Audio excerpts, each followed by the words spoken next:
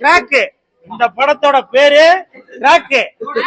இந்த படத்தோட ஹீரோ வந்து அவர் மட்டும் கிராக் இல்ல, நானும் கிராக் தான். இந்த படம் பார்த்துட்டு வரவங்க எல்லாருமே கிராக் தான். படத்தோட ஹீரோ ஆதித்யா உங்களுக்கு எல்லாம் தெரிஞ்சிருக்குன்னு நினைக்கிறேன். நம்ம துப்பாக்கியில கூட நடிச்சிருப்பாரு, வில்லனா நடிச்சிருப்பாரு, பாத்திருப்பீங்க.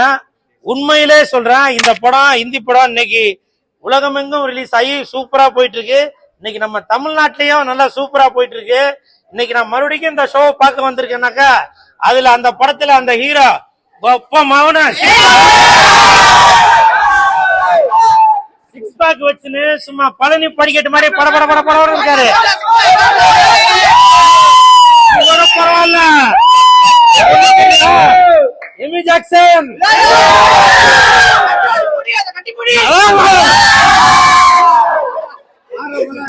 பொதுவாவே எந்த பெண்ணையும் நான் கட்டி பிடிக்க மாட்டேன்பா, அது உங்களுக்கு எல்லாம் தெரியும் சரியா. அதுவும் இல்லாம இந்த பொண்ணு வந்து வெள்ளக்கார பொண்ணா இருந்தாலும்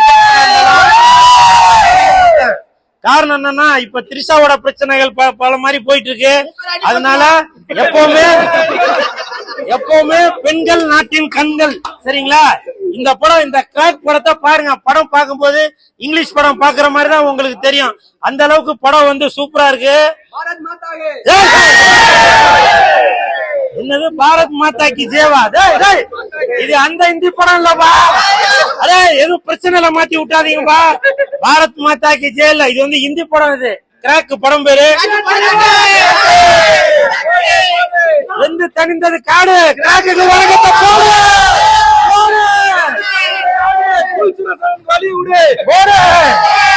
இந்த கிராக் படத்தை பாருங்க, எல்லாரும் என்ஜாய் பண்ணி. இன்னைக்கு நிறைய மால்ல ஓடிட்டு இருக்கு. நம்ம வி என்டர்டைன் தான் இந்த படத்தை வந்து ரிலீஸ் பண்ணிருக்காங்க தமிழ்நாடு ஃபுல்லா. படம் சூப்பரா இருக்கு. முக்கியமா இந்த ஹீரோக்காக பாக்கலாம்பா. உண்மையிலேயே பயங்கரமான கிராக்கா தான் பாருங்க. கிராக்னா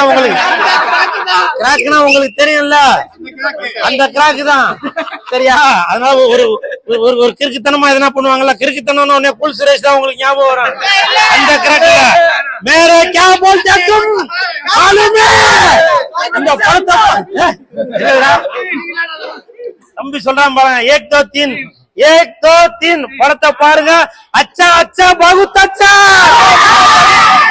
ரெண்டு தனிந்தது காடு கிராக்கு வரகத்தை போடு.